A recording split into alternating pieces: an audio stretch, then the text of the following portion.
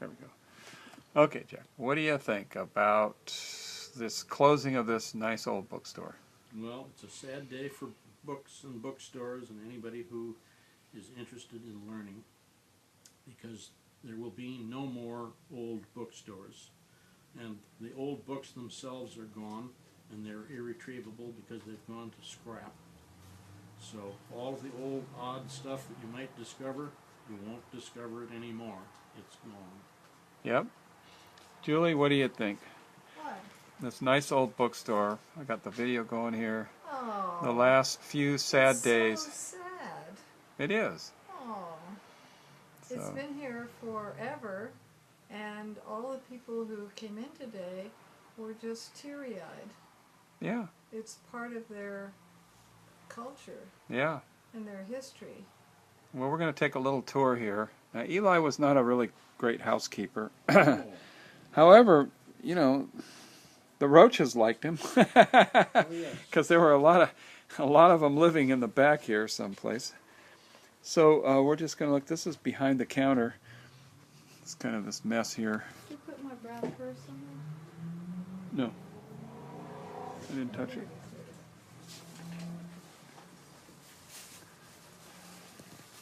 I don't know if we got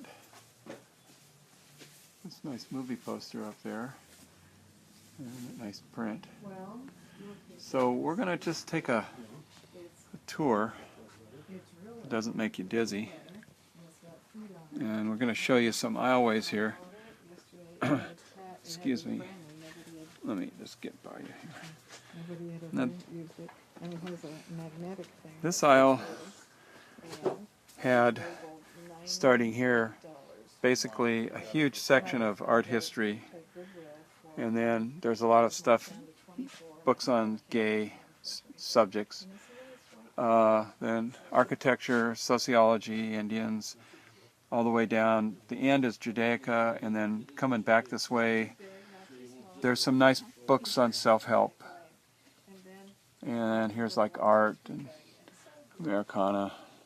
It's a little messy right now because they've been having this sale, and you know there's only one person here at a time to kind of shepherd the store, so a lot of books are kind of messed up. The shelves, they need straightening, but it's too late now.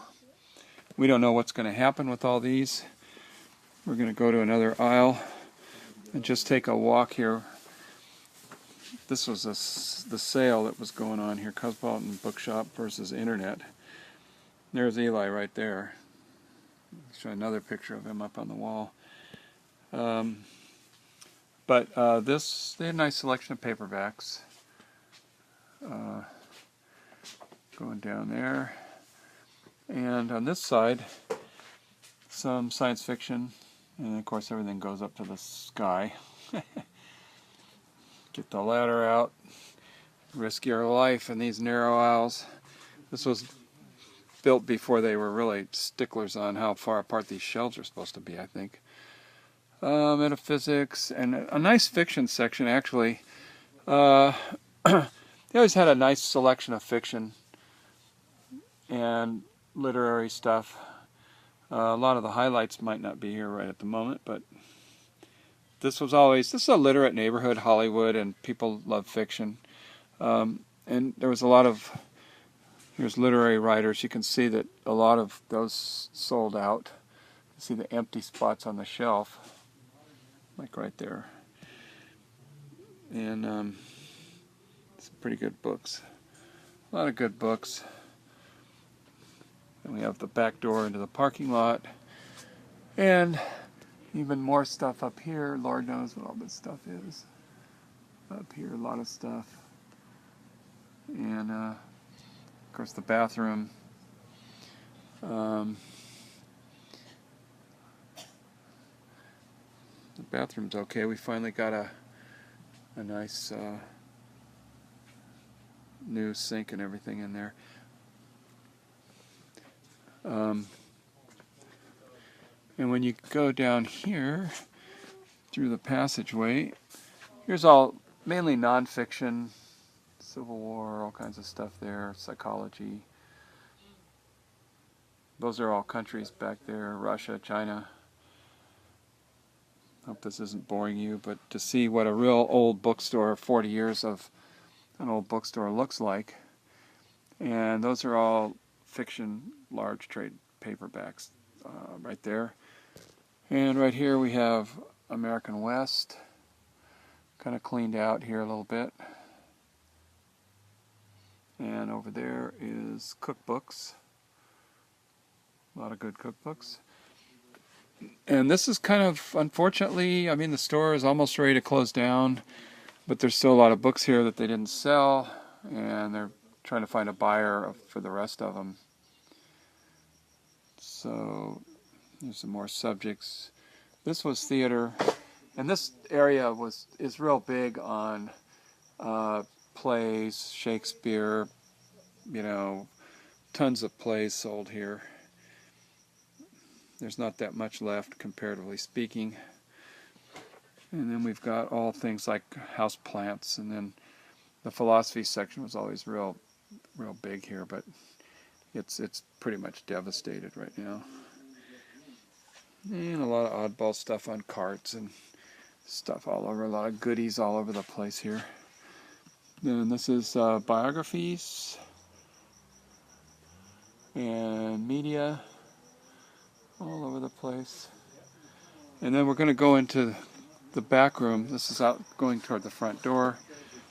But if we turn, if you don't get dizzy, this dimly lit area is World War II and a lot of oversized children's books, which the lights have all burned out, unfortunately.